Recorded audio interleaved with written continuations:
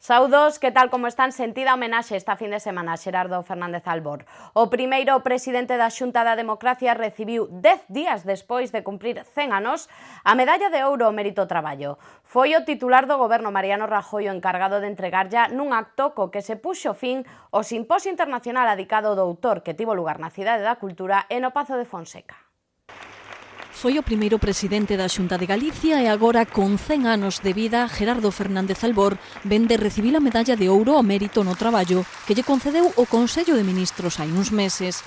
A condecoración produciuse na clausura dun simposio adicado á súa figura, organizado polo Foro Galicia Milenio.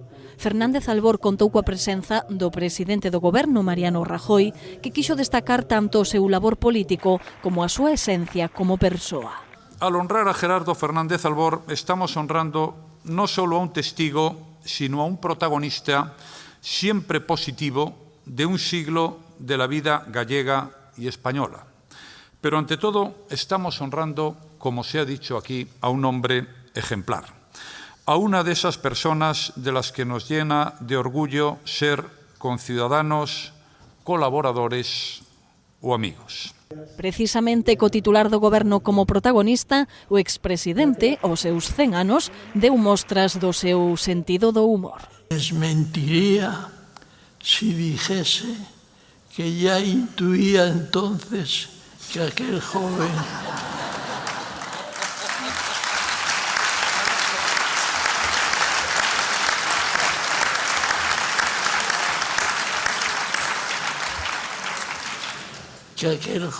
con su barba poblada y sus gafas inquisitivas llegaría a ser presidente del gobierno de España. Xunto a Fernández Albor, o actual presidente da Xunta tamén quixo definir a quen no seu día abriu o camiño do goberno galego. Albor ten o compromiso sanador de calquer bo médico, a mente aberta de todos os europeístas convencidos, o espírito conciliador que caracteriza os españois que miran máis o futuro que o pasado, e tamén ese sentidiño galego que nos fai ser como somos.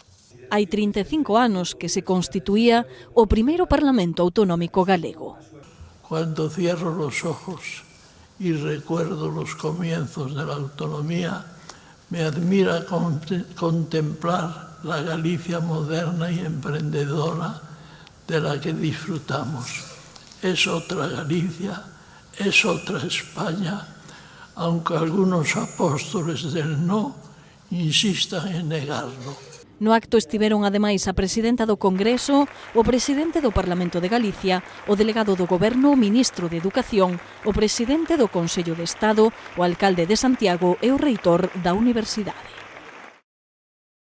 Imos agora ata a zona de Vistalegre, concretamente o Camiño do Lermo. Ese foi o lugar elixido polo voceiro do PP para denunciar o estado de algúns puntos da cidade despois de que Compostela Aberta paralizara a súa chegada ao goberno varios proxectos que xa estaban licitados polo Grupo Popular. Este é o estado do Camiño do Lermo na zona de Vistalegre, xusto o seu paso a carón do río Sarela. Para esta área tiña o PP adxudicada unha actuación que paralizou Compostela Aberta no 2015 cando chegou ao goberno. Paralizaron proxectos en moitos ámbitos da cidade coa única xustificación de que tiñan que pensar a súa idoneidade.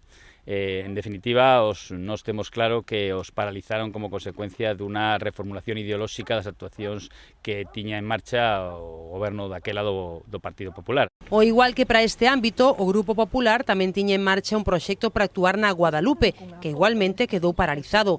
A día de hoxe segue sen haber noticias sobre as melloras que precisan estas zonas.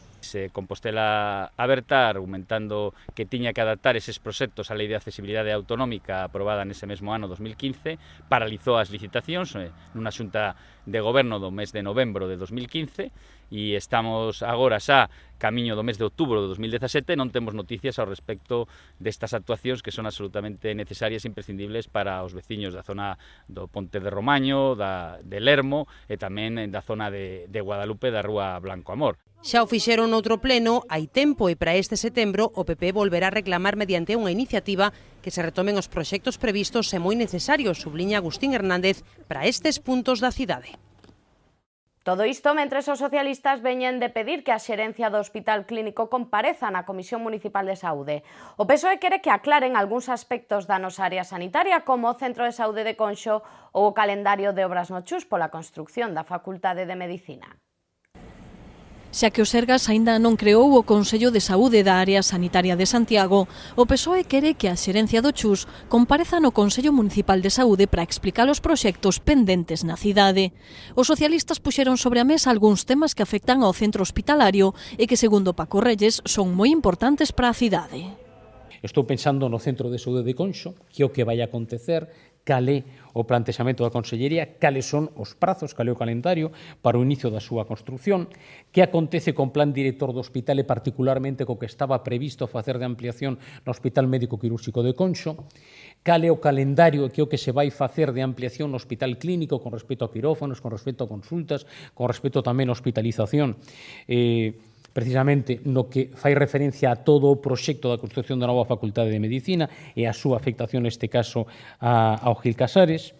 Gustaríanos tamén coñecer que vai acontecer con ese previsto 100 camas de media e longa estadía no Médico Cirúrxico de Conxo. Paco Reyes aproveitou para felicitarse pola sentenza que anula a ordenanza que permitía ao goberno local cobrar polos arranxos dos vados ás comunidades de propietarios. Segundo o voceiro socialista, o fallo xudicial dalles a razón.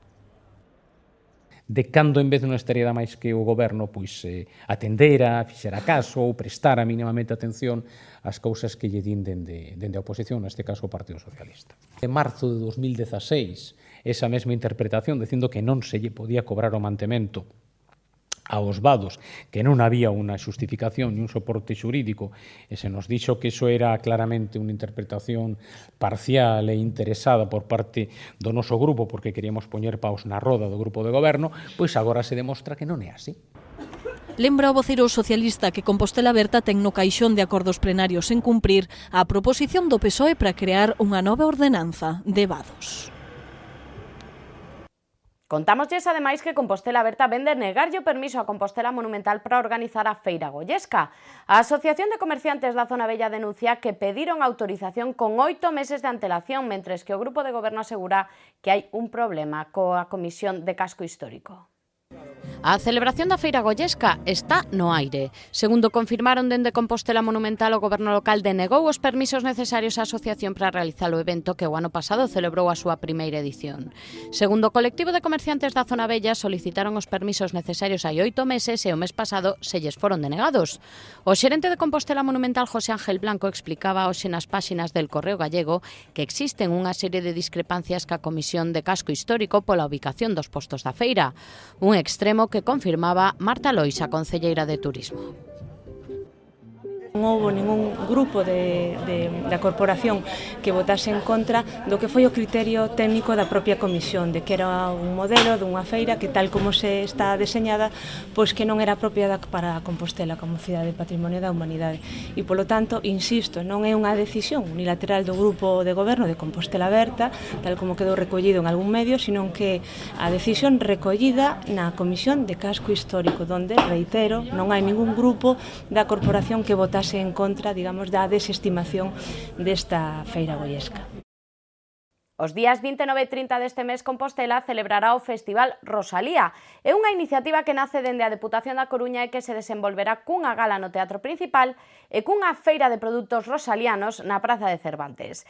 Deste xeito, conmemórase o centenario da inauguración do monumento que a poeta ten na Alameda. Neste 2017 cúmprense 100 anos da inauguración do monumento adicado a Rosalía de Castro na Alameda de Santiago. Con este motivo, a Deputación da Coruña celebrará os vindeiros días 29 e 30 un festival adicado á poeta cunha gala no Teatro Principal na que participarán recoñecidos músicos galegos. Unha gala dedicada a Rosalía con música e con palabra, como é lóxico, con música que van por Uxía, Xiana, Uxía Senlle, Xiana Lastra, Aberrábade, Nasla Xami. Tamén dende o Concello apoian a iniciativa e explican que, a parte da gala, organizarase unha feira de produtos rosalianos na Praza de Cervantes. Vai haber aquí unhos postos maravillosos para que podamos facer xa acopio de algunhas compriñas para agora ou para máis adiante para eses compromisos de Nadal. Polo menos eu xa estou pensando en algún deles. A gala terá lugar o día 29 ás 9 da noite no Teatro Principal e a entrada será de balde. Pola súa banda, a feira en Cervantes celebrarase o día 30. Achegámonos agora ata a igrexa de San Miguel dos Agros, que este venres celebrou a festividade das Dores. A festa serviu para presentar o resultado das obras de restauración do retablo e do altar pétreo ca súa policromía orixinal. Xa está concluída a restauración do retablo da Virxe da Dolorosa na igrexa de San Miguel dos Agros. O proceso de recuperación levouno a cabo a empresa Tecné Conservación e Restauración de Bens Culturais e o consorcio investiu un total de 36.000 euros na actuación. O proxecto de restauración contou coa intervención da arquitecta Idoia Camiruaga e centrouse na eliminación das sales de pedra na parte baixa do conxunto, a estabilización dos materiais que forman o retablo, a recuperación histórico-estética do conxunto e o establecemento de pautas para a conservación preventiva. Este venres presentouse en sociedade a obra tras a celebración dunha misa especial. Coñecemos de seguido que tempo teremos nos vindeiros 3 días, unha información que nos achega Meteo Galicia.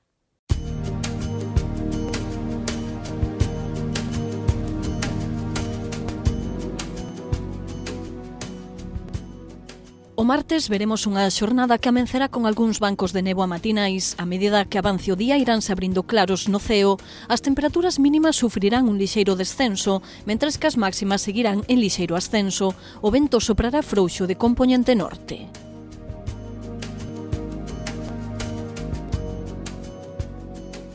O mércores os ceos presentarán nubes altas en xeral, entrando durante a tarde nubes baixas polo litoral atlántico. As temperaturas mínimas non experimentarán cambios, mentres que as máximas terán un lixeiro ascenso. Os ventos soprarán do sudoeste frouxos en xeral e moderados no litoral. Durante o xoves unha fronte afectará a Galicia, deixando ceos anubrados con chuvias intermitentes. As temperaturas mínimas experimentarán un lixeiro ascenso, mentres que as máximas terán un lixeiro descenso. Os ventos soprarán frouxos de compoñente sur.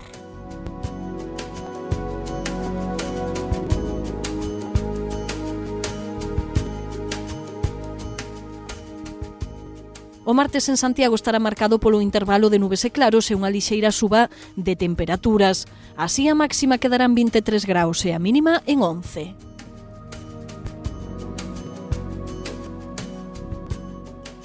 O mércores amenceremos con bancos de néboa que darán paso ao sol ao mediodía. As temperaturas manteránse apenas en cambios.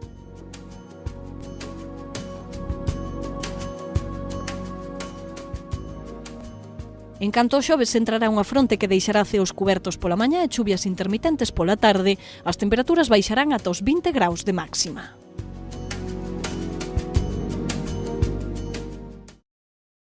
Rematamos con o noso habitual repaso pola Axenda Cultural de Santiago, na que lles amosamos algunhas actividades interesantes para o seu tempo de lecer.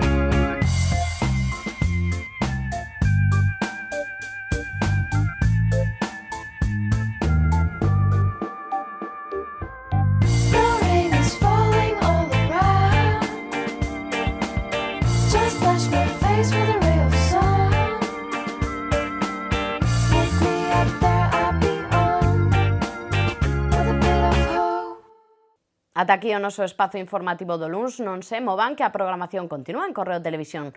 Nos volvemos mañá con toda a información. Que pasen unha feliz xornada.